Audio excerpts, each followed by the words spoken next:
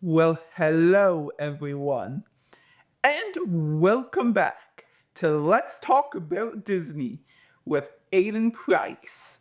And today we are talking about the legendary, you know it, you love it, Pixar's Hoppers. Thank you everyone.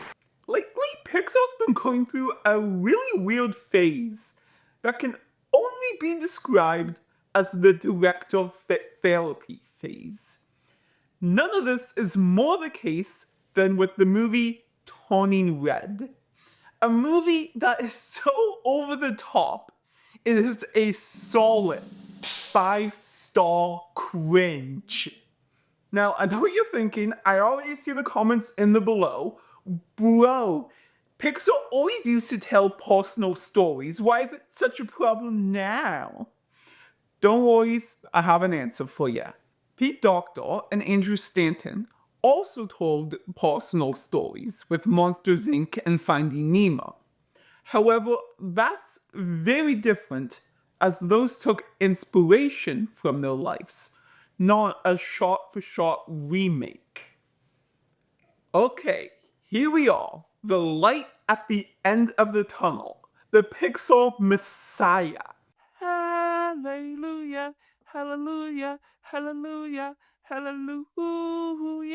Because Pixar's Hoppers is an absolute breath of fresh air. With its chill, relaxing atmosphere that is not really concerned with telling a heartfelt message and is more just about having fun. But there was still something else that's even more Jesus like. But before we get to that, a quick fun fact. Did you know that they actually completely rewrote Pixar's Elio because the higher ups at Disney did not like the gay storyline?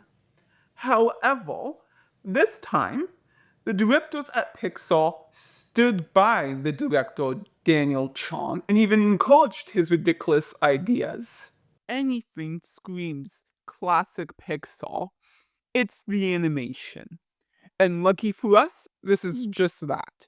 Taking a more stylized, pastel animation that makes this movie feel like the concept art brought to life.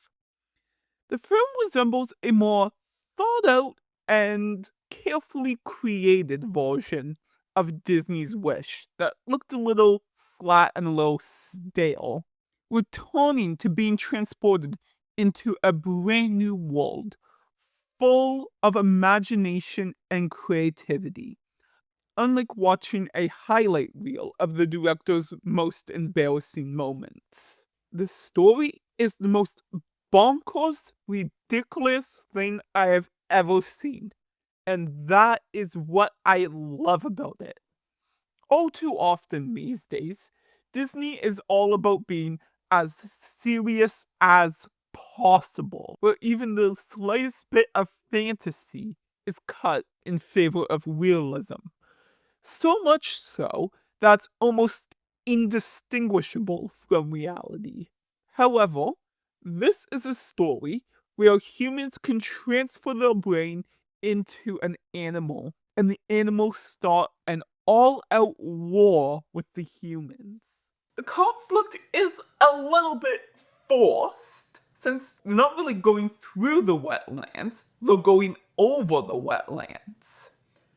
However, I also understand that that's the whole point of Mabel's arc.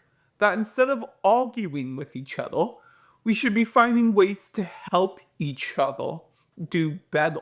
The character development is slightly one dimensional. However, I really don't mind this, as this movie gets so fun and ridiculous with its characters, especially in the third act. No spoilers, but it basically becomes like a body horror film. That I really don't care anymore about telling a heartfelt story with three-dimensional characters. And you know what else? King George carries those themes with pride as one of the most wholesome, huggable little animals you will ever meet. The rest of the insects don't really have too much to do.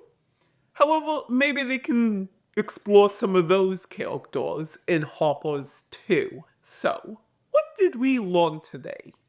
Well, I think Pixar's Hoppers is a really fun and enjoyable movie. Though I do hope for the next movie they can balance out that fun, crazy story with also something a little more heartfelt. That's all for now, everybody. Stay tuned for more videos coming soon. I'm here the Thursday, try the video.